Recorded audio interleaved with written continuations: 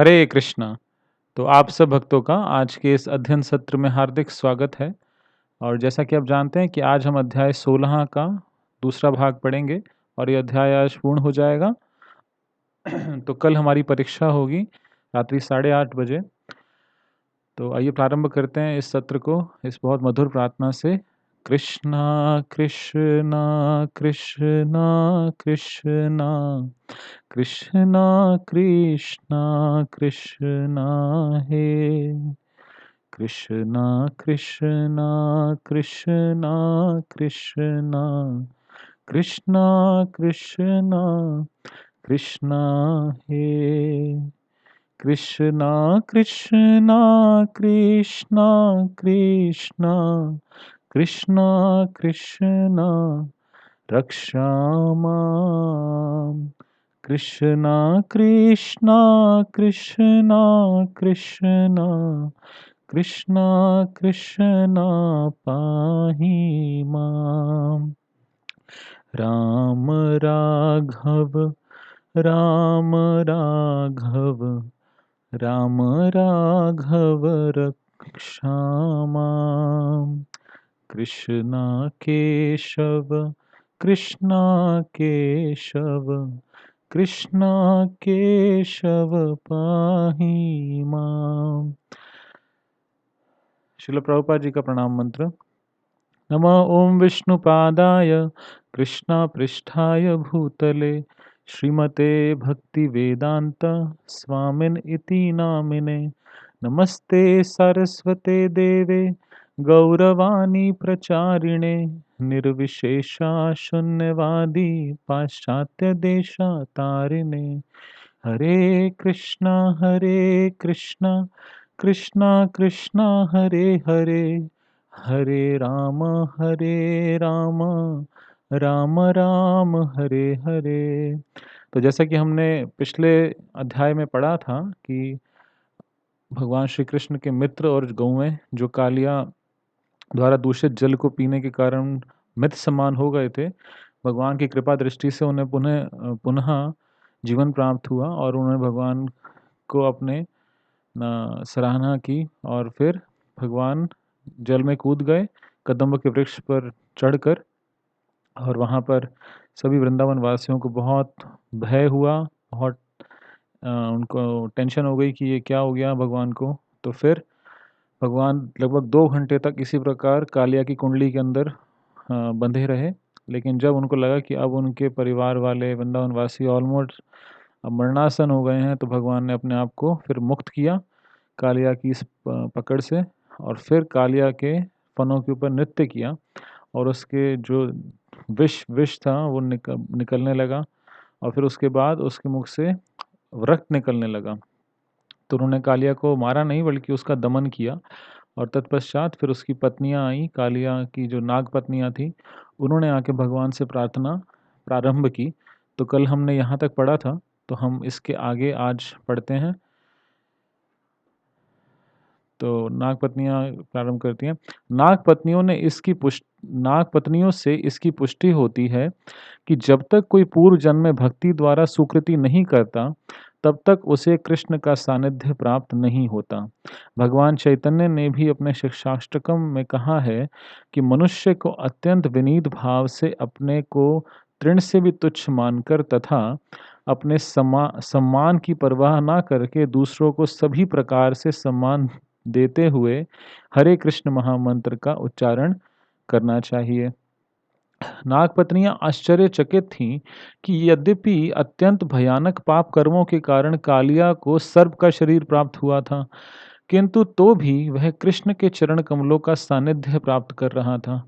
निश्चय ही यह किसी साधारण पुण्य कर्म का फल न था। इन दो विरोधी तथ्यों से वह विस्मित थीं। तो नागपत्नियां दो चीज़ों से हैरान थीं। विरोधी तथ्य क्या? पहला तथ्य यह है कि कालिया एक नाग के शरीर में था, एक सर्प के शरीर में था, तो इसका मतलब उसने पक्का भयानक पाप कर्म किए होंगे। और दूसरा ये कि उसको भगवान के चरण कमलों का सानिध्य प्राप्त हुआ, जो पक्का बहुत बहुत पुण्य कर्म करने के बाद किसी को प्राप्त होंगे। तो इवन साधारण पुण्य कर्म कर्म करने से भी ऐसा फल प्राप्त नहीं हो सकता था। तो इसलिए वो विस्मित थी कि भई इसने एग्ज़ैक्टली किया क्या है? पाप कर्म किए हैं कि पुण्य कर्म किए हैं? इस तरह से वे आगे प्रार्थना करती रहीं, हे भगवन, हमें यह देखकर विस्मय है कि उसे अपने सर पर आपके चरण कमलों की धूलि धारण करने का शुभ अवसर मिला। इसकी कामना बड़े-बड़े साधु लोग करते हैं। यहाँ तक कि लक्ष्मी जी तक को आपके चरण कमलों की धूलि का सौभाग्य प्राप्त करने के लिए कठिन तपस्या करनी पड़ी। अतः यह कैसे संभव हो सका कि कालिया नाग को अपने शरीर पर आपकी चरण धूलि धारण का अवसर इतनी आसानी से प्राप्त हुआ? हमने शास्त्रों से सुन रखा है कि जिन्हें आपके चरण कमलों की रज का वरदान प्राप्त हो जाता है, वे इस ब्रह्मांड में ब्रह्मा जैसे सर्वोच्च पद या कि स्वर्ग का राजत्व अथवा इस लोक की सार्वभौम सत्ता तक की परवाह नहीं करते। ना ही वे इस पृथ्वी के ऊपर स्थित लोकों यथा सिद्धलोक पर राज्य करने की आकांक्षा करते हैं। ना ही वे योग द्वारा योग शक्ति प्राप्त करने की इच्छा करते हैं। ना ही शुद्ध भक्त आपसे तदात्म्य स्थापित करके मोक्ष की कामना करते हैं। हे नाथ, यद्यपि यह सर्प प्रकृति के अत्यंत निकृष्ट गुण द्वारा पालित योनि में जन्मा है और यह क्रोध से युक्त है, किंतु इस सर्पराज को अत्यंत दुर्लभ वस्तु प्राप्त हुई है। सारे जीव जो इस ब्रह्मांड में चक्कर लगा रहे हैं और विभिन्न योनियों को प्राप्त हो रहे हैं, केवल आपकी कृपा से ही सर्वश्रेष्ठ वर प्राप्त कर सकते हैं। तो अब यहाँ पे एक बहुत अच्छी बात वो बताते हैं कि जिन लोगों को भगवान की चरण कमलों की रज का वरदान प्राप्त हो जाता है, उनको कोई आकांक्षा नहीं रहती। वो केवल भगवान की सेवा करना चाहते हैं। क्या-क्या नहीं चाहते वो? उनको इस सार्वभौम सत्ता व उनको ना तो ब्रह्मा का पद चाहिए, ना इंद्र का पद चाहिए, ना ऊपर के लोकों में सिद्ध लोक में राज्य करने की आकांक्षा होती है। योग शक्ति से शक्तियाँ प्राप्त करना या इवन मोक्ष प्राप्त करने की भी इच्छा नहीं रहती।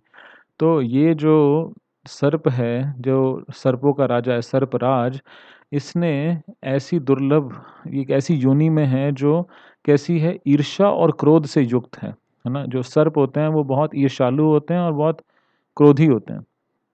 तो वो बोल रहे हैं कि अगर इसको ये दुर्लभ वस्तु प्राप्त हुई है, तो ये ऐसा तभी हो सकता है जब वो आपकी कृपा से उसको प्राप्त हो सकता है।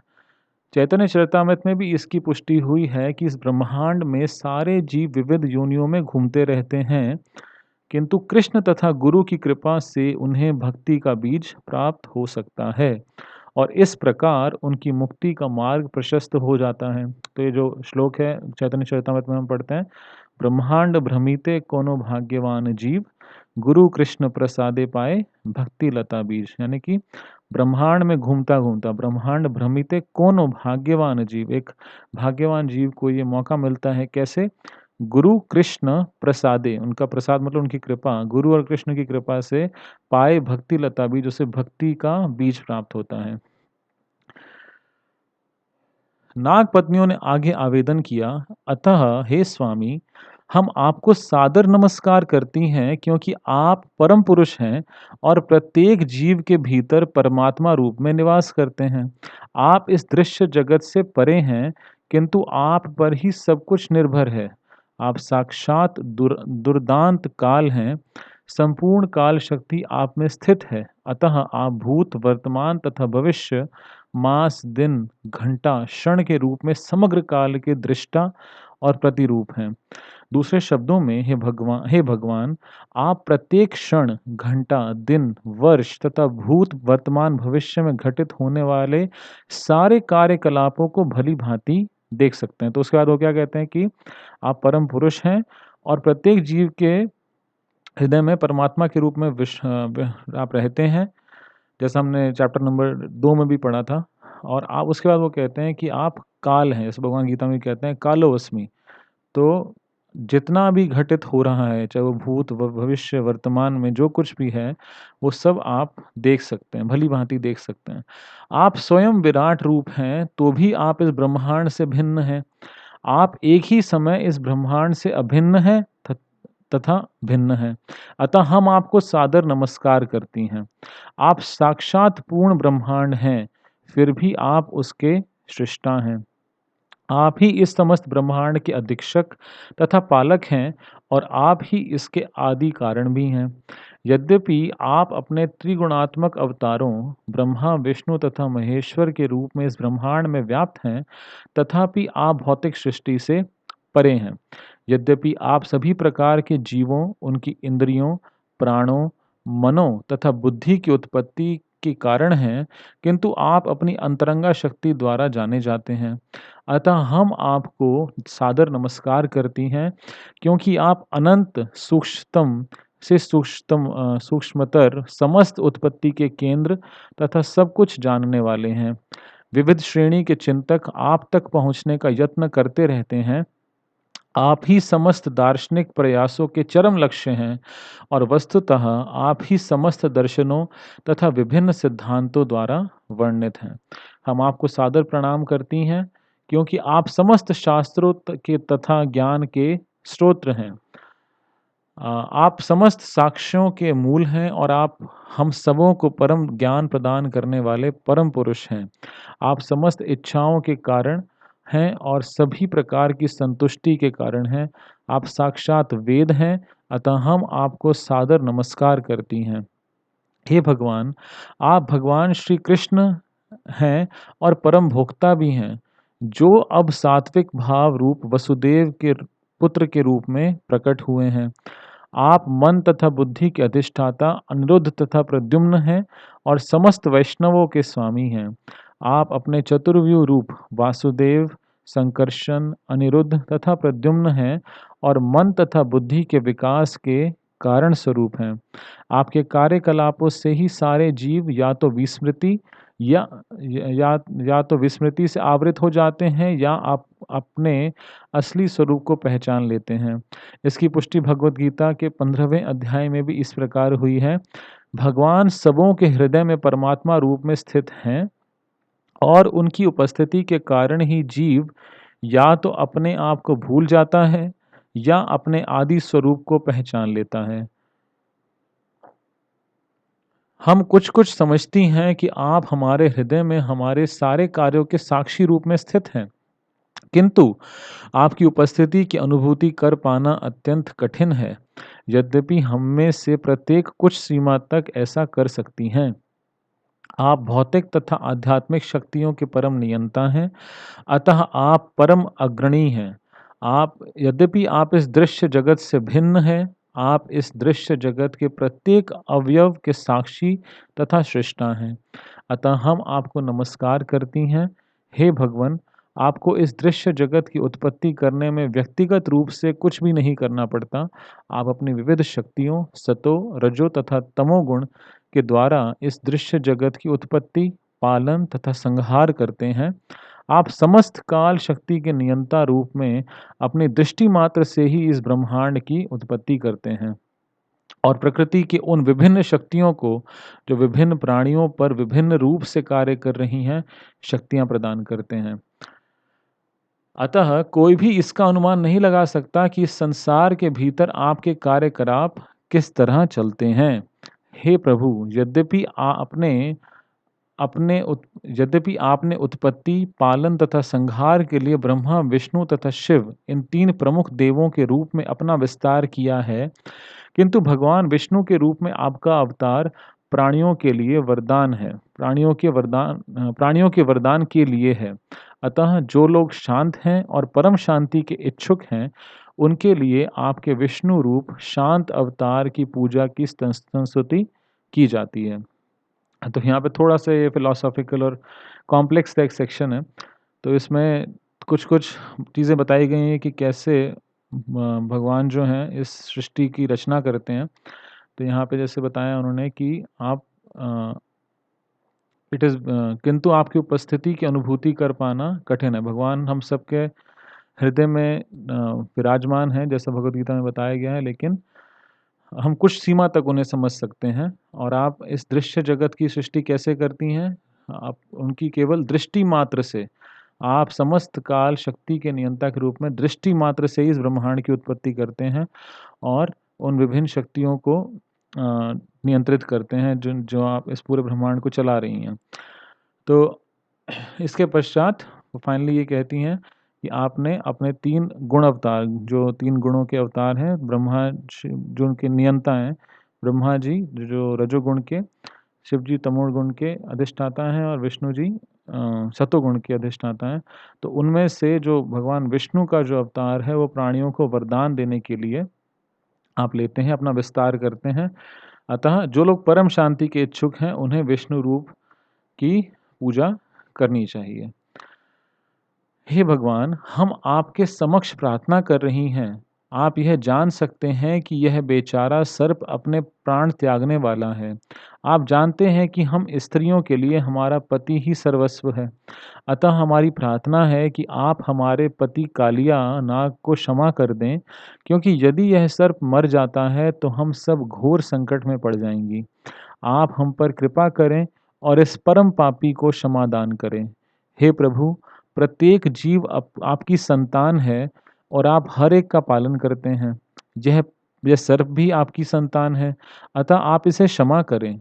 भले ही इसने आपकी शक्ति को जाने बिना आपके प्रति अपराध किया है, हमारी प्रार्थना है कि इससे इस बार क्षमा करें। हे प्रभु, हम आपको अपनी प्रेममयी सेवाएं अर्पित कर रही हैं, क्योंकि हम सभी आपकी नित्य सेविकाएं हैं। तो जो कालिया की पत्नी है, ये भक्त हैं, तभी ऐसी प्रार्थना कर रही हैं और वो अपने पति को बचाने के लिए प्रार्थना कर रही हैं कि देखो सभी आपकी संतान हैं, आप सबका पालन करते हैं, तो इस ये भी आपकी संतान है, इसे आप क्षमा कर दीजिए और हम आपकी प्रेममयी सेवा करना चाहती हैं, क्योंकि हम आपके नित्य सेविकाएँ हैं। आप हमें जो भी आदेश देंगे, हम उसका पालन करेंगी। यदि कोई आपके आदेशों का पालन करे, तो वह अपनी सारी निराशा से मुक्त हो सकता है। तो ये बहुत अच्छी बात वो बता रहे हैं कि कैसे एक व्यक्ति अपने जीवन में निराशा से मुक्त हो सकता है, यदि वो आपके आदेशों का पालन करे। जैसे धर्मम तो साक्षात भगवत प्रणीतम, भागवतम में भी बताया गया है कि धर्म क्या है? जो भगवान की वाणी है, द लॉज़ ऑफ गॉड, भगवान के जो नियम हैं वही धर्म है। तो आगे पढ़ते हैं, नागपत्नियों द्वारा प्रार्थना किए जाने पर भगवान कृष्ण ने कालिया को अपने पाश से मुक्त कर दिया। तो भगवान ने जो कालिया को दंडित किया था, तो कालिया को मुक्त कर दिया। कालिया पहले ही भगवान के प्रहार से अचेत था, वो अनकॉन्शियस हो गया था, बेहोश था। अतः चेतना आने पर तथा पाश से मुक्त होने पर कालिया में प्राण का संचार हुआ और उसकी इंद्रियां चैतन्य हो उठी। तो जब उसको होश आया, वह हाथ जोड़कर परम भगवान से प्रार्थना करने लगा। मेरा जन्म ऐसी योनि में हुआ है कि मैं तमोगुण के कारण स्वभाव से क्रोधी और ईर्ष्यालु हूँ। तो जो सर्प होते हैं, वो उनका ये नेचुरल इंस्टिंक्ट होता है, उनका स्वभाव होता है कि वो ईर्ष्यालु होते हैं और क्रोधी होते हैं। आप भली-भांति जानते हैं कि प्राकृतिक स्वभाव को त्याग पाना कितना कठिन है। आप यद्यपि इस स्वभाव के कारण ही जीव एक शरीर से दूसरे शरीर में देहांतर करता है। तो ये जो प्राकृतिक स्वभाव है, जो नेचुरल इंस्टिंक्ट है, उसी के कारण एक जीव अलग-अलग शरीरों को प्राप्त करता है और उसको त्याग पाना बहुत कठिन है। भगवद गीता में कहा गया है कि भौतिक प्रकृति के चुंगल से छुटकारा पाना अतीव कठिन है, किंतु यदि मनुष्य भगवान कृष्ण की शरण में चला जाता है, तो प्रकृति के गुण उस पर कोई प्रभाव नहीं पड़ता। कालिया ने आगे कहा, हे प्रभु, आप प्रकृति के उन समस्त गुणों के मूल सृष्टा हैं जिनसे इस ब्रह्मांड की उत्पत्ति होती है। आप जीवों की उन विभिन्न प्रवृत्तियों के कारण स्वरूप हैं जिनके कारण उन्हें विभिन्न प्रकार के शरीर प्राप्त होते हैं। हे स्वामी, मैं सर्प के रूप में उत्पन्न हुआ हूँ, अतः स्वभाव से ही मैं अत्यंत क्रोधी हूँ। अतः आपकी माया के अतः आपकी कृपा के बिना इस स्वभाव को त्याग सकना कैसे संभव हो सकता है? तो कालिया पहले बहुत एनवियस और क्रोधी था, मतलब ईर्ष्यालु था और क्रोधी था, लेकिन बाद में वो भगवान से प्रार्थना कर रहा है, तो यही कह रहा है कि आपकी कृपा के बिना मैं ऐसा नहीं कर पाता। इस स्वभाव को त्यागना असंभव था। आपकी माया के बंधन से छूट पाना बहुत कठिन है।